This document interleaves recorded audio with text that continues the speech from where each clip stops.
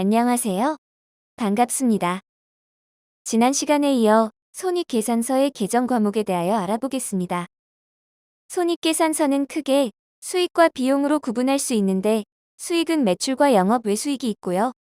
비용은 매출원가, 판매관리비, 영업 외 비용이 있습니다. 손익계산서를 보고식으로 표시해보면 우측에 보이는 것과 같습니다.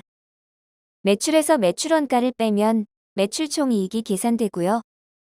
매출 총이익에서 판매관리비를 차감하면 영업이익이 됩니다.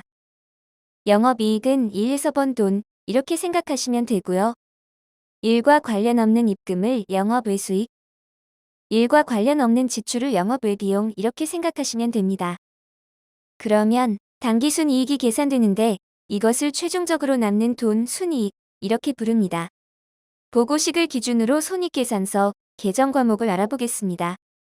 수익 계정 과목 중에서 상품을 판매하여 발생하는 수익을 상품 매출이라고 하고요.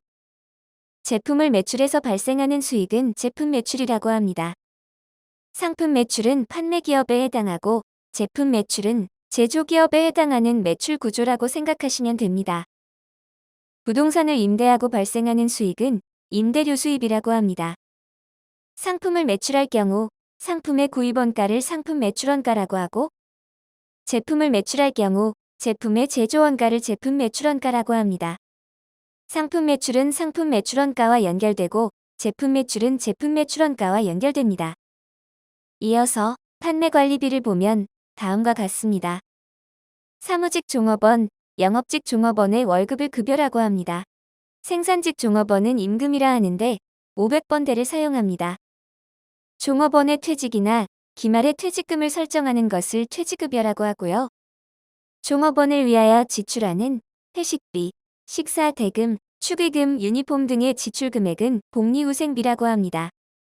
그리고 출장 시 지출하는 택시요금, 버스요금, 시내 출장비 등은 여비교통비라고 하고요. 거래처의 임직원에게 지출하는 식사 대접, 선물, 회식비 등을 지급하는 경우에는 접대비라고 합니다. 회사에서 사용하는 전화요금, 휴대폰 요금, 우편 요금, 인터넷 요금 등은 통신비라는 계정 과목으로 사용합니다.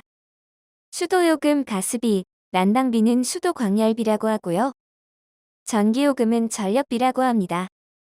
재산세, 자동차세, 그리고 협회비 등은 국가나 단체 등에 지급하는 것으로 이것은 세금과 공과라고 합니다. 결산 시 유형자산의 감소분에 대한 금액은 감가상각비라고 하고요.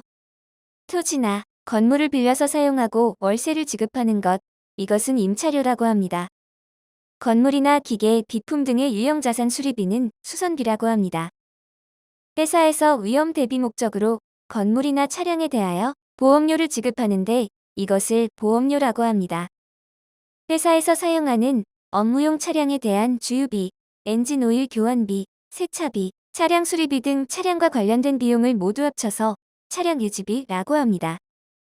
신제품의 개발에 지출한 경상적인 연구개발비로서 자산이 아닌 비용 처리하는 것을 경상연구개발비라고 하고요.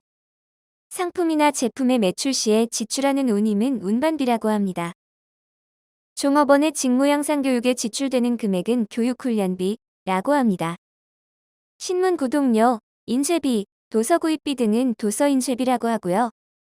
회사에서 필요한 소모용 물품으로 청소용품, 화장지, 종이컵 등을 소모품비라고 합니다.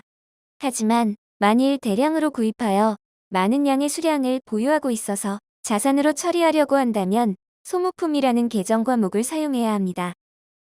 회사에서 외부에 의뢰하여 지급하는 수수료 성격을 수수료 비용이라고 합니다.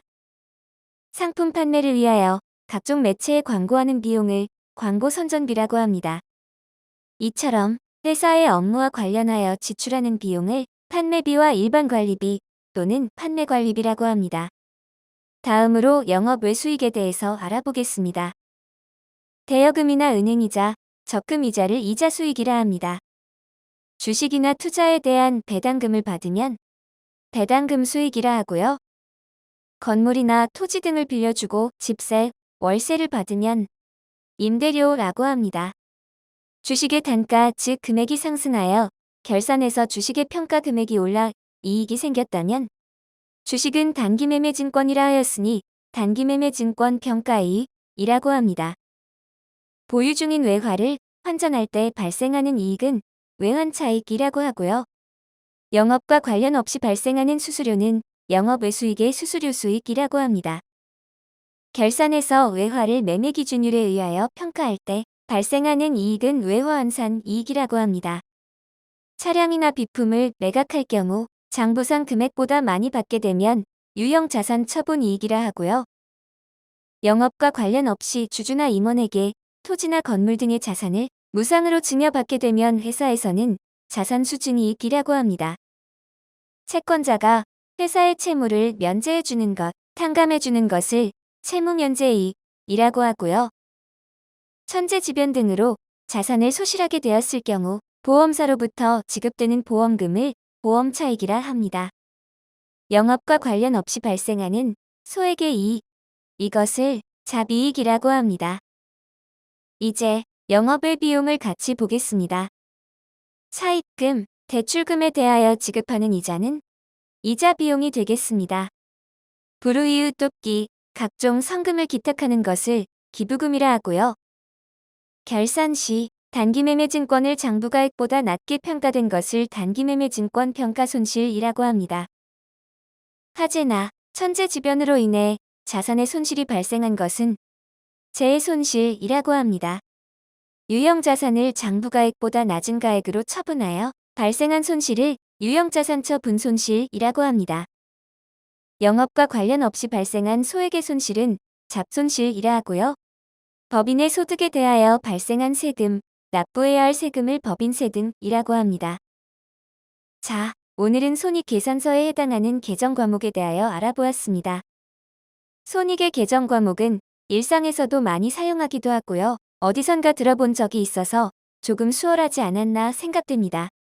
재무계정 과목과 손익계정 과목은 꼭 외우셔야 합니다. 영어 단어를 외우지 않고 영어 회화를 한다는 것과 같습니다. 다음 시간에도 다시 만나 뵙기를 기원합니다. 감사합니다.